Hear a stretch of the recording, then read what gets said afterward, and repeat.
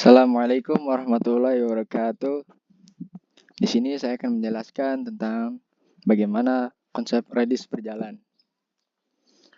Redis adalah singkatan dari Remote Disk Control Server.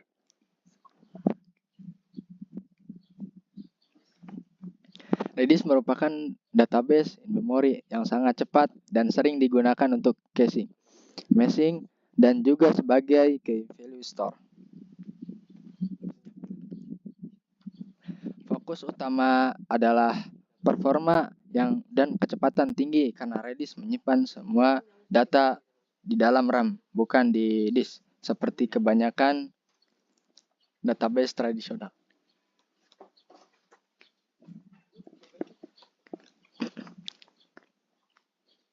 Redis juga mendukung publishing, subverking, tasking, dan percentage. Dengan menyimpan data ke disk, Redis terkenal dengan performa yang tinggi dan latensinya yang rendah, sehingga sering digunakan dalam aplikasi yang membutuhkan akses data yang sangat cepat, seperti caching, session management, queue, streaming, data, dan real time. Mengapa kita harus menggunakan Redis? Redis sangat baik dalam menangani lalu lintas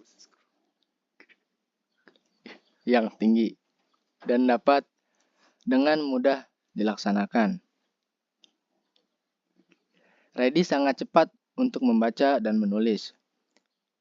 Dan Redis dapat digunakan untuk sebagai keperluan atau berbagai macam kebutuhan seperti caching, pub, dan shop, dan menyimpan data sederhana.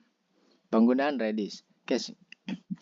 Redis sering digunakan untuk menyimpan hasil query database atau merespon HTTP agar bisa diambil dengan cepat pada perintah berikutnya. Session Management. Redis bisa digunakan untuk menyimpan session data, khususnya pada aplikasi yang membutuhkan akuntansi, pub, atau sub. Redis dapat digunakan untuk publish dan subscribe, seperti layaknya Kafka. Namun, data yang dikirimkan ke Redis dalam bentuk pub atau sub tidak tersimpan, namun hanya dilewatkan. Real-time analysis. Redis memungkinkan analitik real-time karena kecepatannya dalam melakukan operasi data secara instan. Message queue.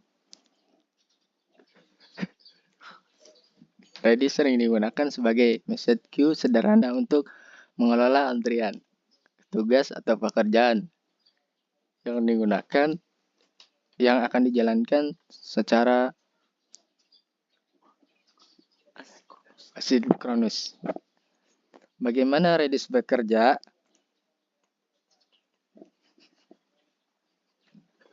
Redis dikembangkan untuk menjadi cepat dan efisien.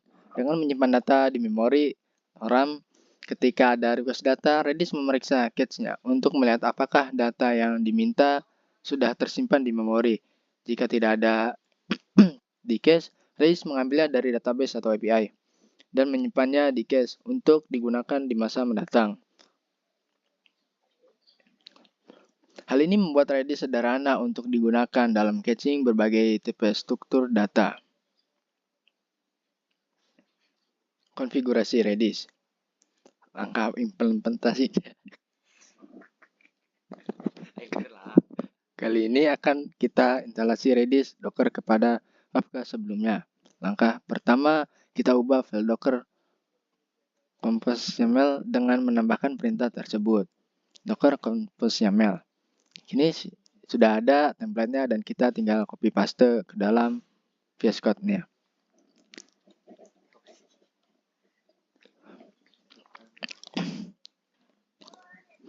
Buatlah file redis.config dalam folder config. Ya, seperti ini. Dan menambahkan config atau redis.config.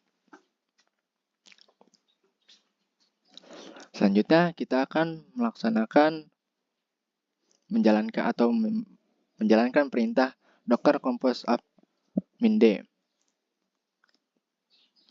Di sini saya sudah contohkan. Nah, selanjutnya kita harus memeriksa docker compose atau docker ps. Ini memeriksa apakah Redisnya sudah jalan atau belum.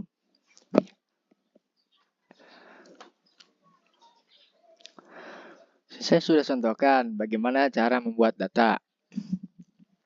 Pertama-tama kita harus copy paste yang ini. Docker nih ke dalam ini. Kedua, Redis dari localhost. Karena ini bentuknya localhost, maka ditaruhnya localhost. Sini out rahasia. Kenapa out rahasia? Karena saya menamai passwordnya adalah rahasia. Dan kita akan membuat datanya. Di sini saya sudah sediakan set test namanya Anton. Dan cara memanggilnya adalah getTest.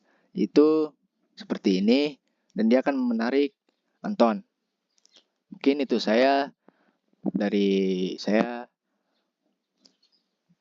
Kurang lebihnya mohon maaf. Kita tutup. Assalamualaikum warahmatullahi wabarakatuh.